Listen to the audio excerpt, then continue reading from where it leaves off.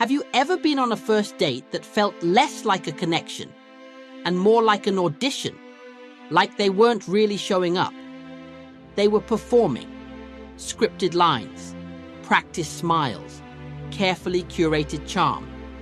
And you're sitting there, quietly wondering, is any of this real? If that's ever happened to you, you're not alone, and you're not crazy. First dates today, they've become performance art. But beneath the small talk and practice polish, most people are just scared. Scared to be judged, scared to be too much, scared to say the wrong thing, and never get a second chance. So here's the real question.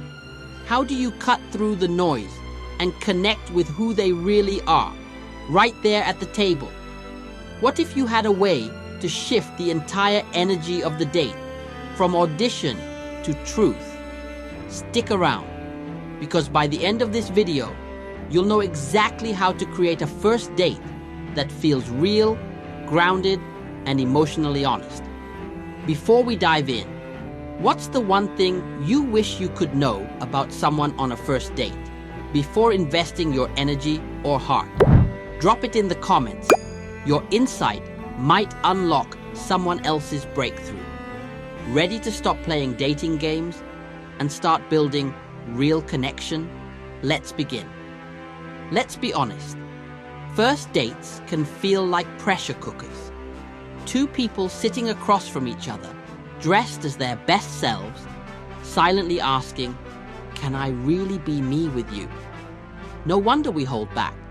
We don't lie, not outright, but we edit, we polish, we hide the messy parts behind well-phrased answers. And not because we're fake, but because we're afraid. Afraid of being too honest too soon. Afraid of not being liked. Afraid our truth might push someone away. But here's the truth we rarely talk about. If we don't lead with truth, we never build connection. We build performances, and those don't last. If you've ever walked away from a date feeling confused, like you couldn't quite tell what was real, give this video a like. That helps more people find real conversations in a world full of dating masks. Neuroscience backs this too. Studies show that emotional openness activates the brain's trust circuits, like the release of oxytocin. But it doesn't activate when we interrogate, only when we create emotional safety. Here's where it all goes wrong. Most people try to pull the truth out. They press, they dig. They ask questions that feel more like traps than invitations. What are you really looking for? Where do you see this going? Why did your last relationship end? And while the questions are fair, the energy often isn't. When someone feels cornered, they don't open up, they retreat. Because truth can't be forced, it must be invited. If someone doesn't feel safe, emotionally, energetically, they'll only give you the version of themselves they think you want to see. That's not connection, that's strategy. And the longer you date someone's strategy, the more painful it becomes when the real person finally shows up. Let's stop the cycle. Here's how to shift from performing to connecting, right from the start. 1. Drop your guard first. Vulnerability is a mirror. The moment you show a piece of your truth, you invite theirs. Say something like, "I'm not really into surface level dating.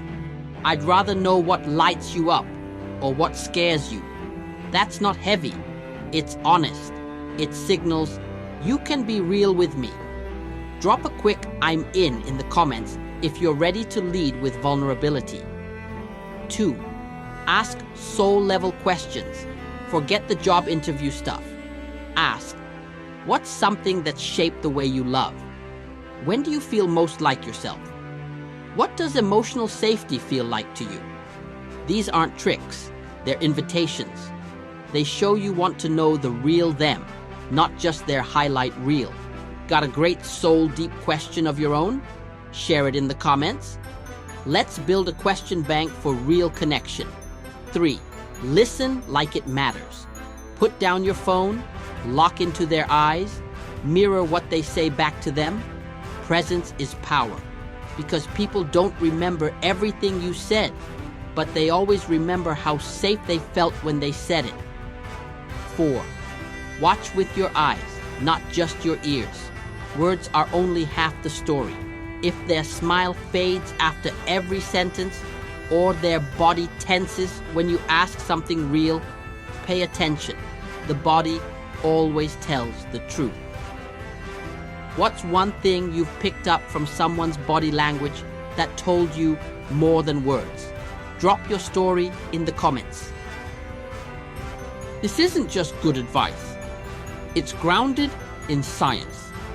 Psychologist Carl Rogers coined the term unconditional positive regard, the ability to hold space for another without judgment. And researchers at the Gottman Institute found that emotional attunement, the ability to notice and respond to feelings, is one of the greatest predictors of lasting connection. So when you listen deeply, ask with care, and show up vulnerably, you're not guessing anymore. You're building. Let's bring it home. Dating isn't about decoding masks. It's about creating spaces where masks aren't needed. So here's your mission.